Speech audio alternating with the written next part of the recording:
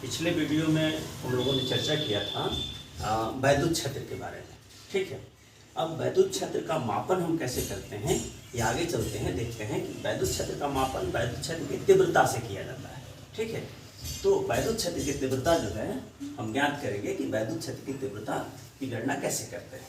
जैसे मान लीजिए कि कोई आवेश यहाँ पर है, एक आवेश अगर कह दें कि यह कोई प्लस क्यू आवेश है, यह प्लस क्यू आवेश है, तो इस प्लस क्यू आवेश का अपना एक वैद्युत क्षेत्र होता है। वैद्युत क्षेत्र का मतलब आप समझते हैं कि जहाँ तक यह आवेश किसी दूसरे आवेश पर वैद्युत बल लगाता है उस क्षेत्र को हम कहते हैं, उसके चारों ओर के क्षेत्र को कहते हैं वैद्युत क्षेत्र। अब वैद्युत क्षेत्र का मापन करने के लिए हम क्या करते हैं कि प्लस क्यू आवेश, माना कि यहाँ पर एक प्लस क्यू आवेश है और इससे कुछ दूरी पर यहाँ पर अगर कह दें कि एक परीक्षण आवेश प्लस Q0 आवेश रखा गया है। ठीक है, तो इस प्लस क्यू आवेश के कारण इस पर लगने वाला जो बल है, यह वैद्युत बल जो है इस दिशा में कार्य करेगा, यह इस पर वैद्युत बल लगाता है। तो इस आवेश पर लगने वाला जो वैद्युत बल है, इस वैद्युत बल की ही गणना हम करते हैं। इसमें एकांक आवेश पर अगर Q का मान अगर 1 कर दिया जाए, Q0 का मान अगर 1 कूलाम कर दिया जाए, तो 1 कूलाम आवेश पर लगने वाला जो बल होगा उसी को हम क्या कहते हैं, वैद्युत क्षेत्र की तीव्रता कहते हैं। यह मैंने परिभाषा में लिखा है कि किसी वैद्युत क्षेत्र में किसी बिंदु पर स्थित परीक्षण आवेश पर लगने वाला वैद्युत बल F तथा परीक्षण आवेश Q0 के अनुपात को वैद्युत क्षेत्र की तीव्रता कहते हैं। ठीक है, अब यहाँ पर वैद्युत क्षेत्र की तीव्रता जो होगी वो वैद्युत बल बटा आवेश, तो यह वैद्युत क्षेत्र की तीव्रता E से रिप्रेजेंट करते हैं। यह एक सदिश राशि है, F बाई Q0 हो गया, यानी वैद्युत बल का मान F है और आवेश हमारा परीक्षण आवेश Q0 है, जिसका मात्रक न्यूटन क्या होगा, प्रति कूलाम हो जाएगा।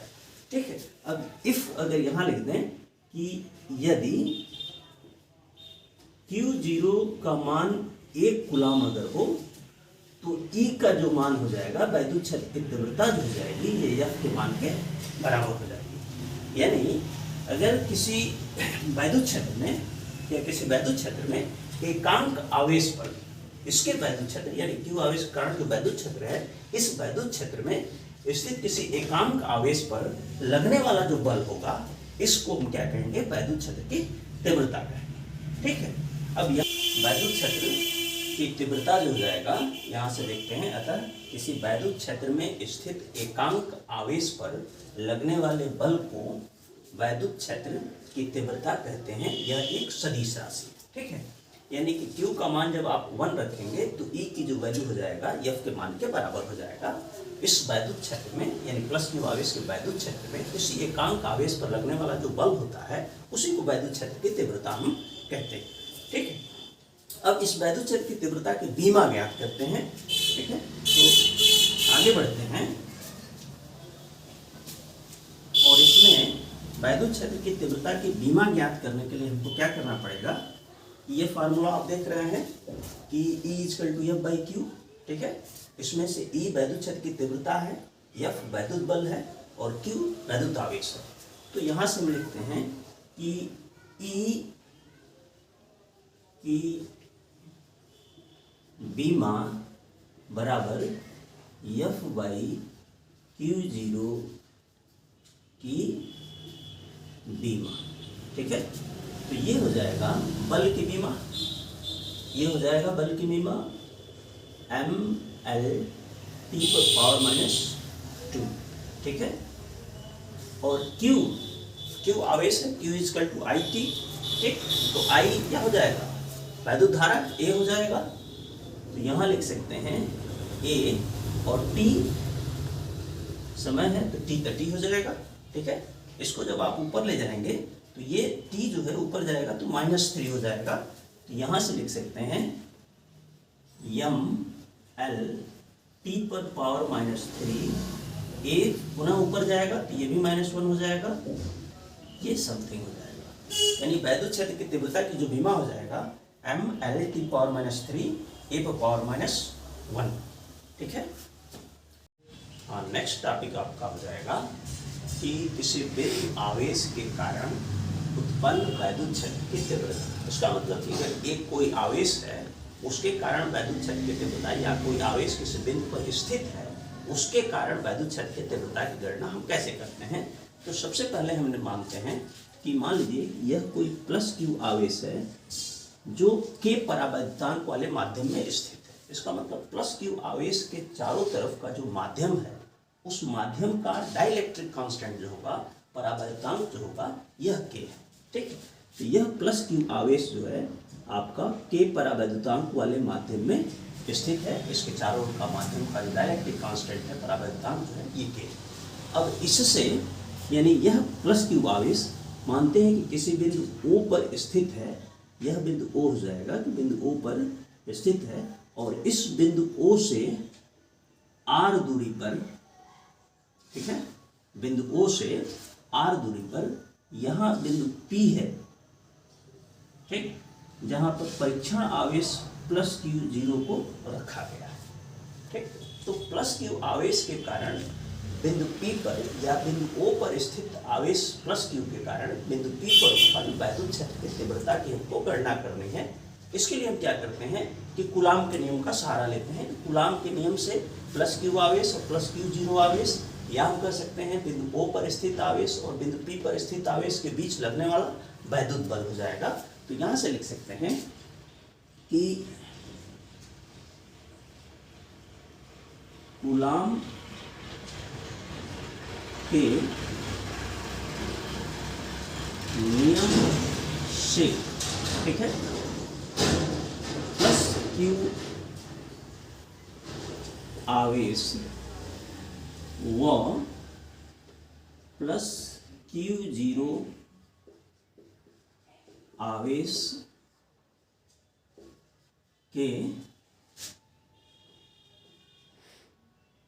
बीच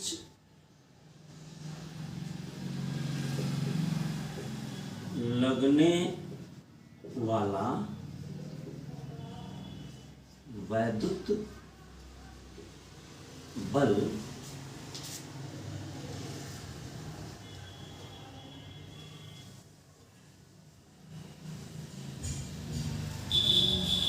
बीच लगने वाला वैद्युत बल F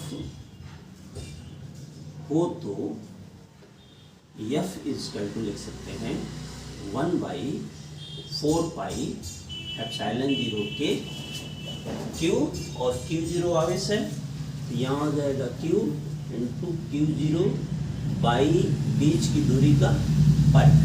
ठीक है, तो इन दोनों आवेशों के बीच लगने वाला जो वैद्युत बल है F equal to 1/4 pi epsilon zero के Q into Q zero by R square. ये कूलाम के नियम से आप इसको ज्ञात कर सकते हैं। ठीक है, मैंने यहाँ लिखा भी है कि माना प्लस क्यू आवेश के परावैद्युतांक वाले माध्यम में किसी बिंदु O पर स्थित है। बिंदु O से r दूरी पर स्थित बिंदु P पर एक परीक्षण आवेश प्लस क्यू जीरो रखा गया है। तो प्लस क्यू आवेश के कारण बिंदु P पर वैद्युत क्षेत्र की तीव्रता E है। अब इस प्लस क्यू आवेश के कारण बिंदु P पर वैद्युत क्षेत्र की तीव्रता हमको ज्ञात करना है। तो इसके लिए हम क्या करेंगे, यहाँ लिखेंगे प्लस क्यू आवेश के कारण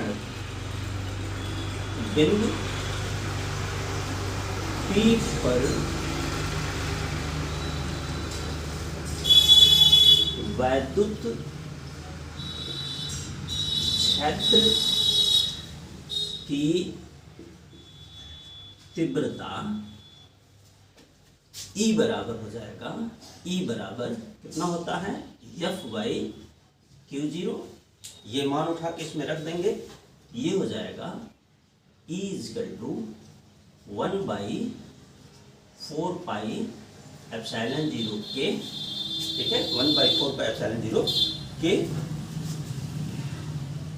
Q zero by R square into Q zero. ठीक है, अब ये क्यू जीरो जो है, क्यू जीरो से ये कैंसिल हो जाएगा, निरस्त हो जाएगा, देख रहे हैं। ठीक है, बचता है आपका, यहाँ हम लिख देते हैं। ठीक है, जो शेष आपका बच रहा है E इक्वल टू ये वैद्युत क्षेत्र की तीव्रता E equal to 1/4 pi epsilon 0 K Q by R square. ठीक, अगर इसके चारों ओर का माध्यम Y हो, ठीक है, तो डाइलेक्ट्रिक कांस्टेंट जो K होता है फॉर एयर, K का जो मान होता है ये 1 होता है, यानी कि प्लस Q आवेश के चारों ओर का माध्यम जो है वह Y है, या डाइलेक्ट्रिक कांस्टेंट जो है वो Y है, तो Y के लिए K का मान क्या हो जाएगा, 1 हो जाएगा। तो ये मान जब इसमें रखेंगे तो ये हो जाएगा E equal to 1/4 pi epsilon 0 Q by R square. ये वैद्युत क्षेत्र की तीव्रता का समीकरण आपको प्राप्त हो जाता है। ठीक है, अब यहाँ से इसका भी मान आप रख सकते हैं 1/4 पाई एप्सिलॉन 0 क्या होता है 9 × 10⁹। ठीक है, इसका मान जो होगा ये मान आप उठा करके क्या कर सकते हैं, इसमें रख सकते हैं। तो ये कितना हो जाएगा, हियर जहाँ here 1/4 pi epsilon 0 equal to कितना 9 × 10⁹। क्या हो जाएगा इसका मात्रक न्यूटन। ठीक, newton metre square coulomb square. अब यह मान उठा करके जब इसके स्थान पे आप रखेंगे तो ये हो जाएगा E की जो वैल्यू आ जाएगी आपका, ठीक है, तो E इक्वल टू आप लिख सकते हैं 9 × 10⁹ Q बाई R स्क्वायर। तो ये वैल्यू आपको प्राप्त हो जाएगा वैद्युत क्षेत्र के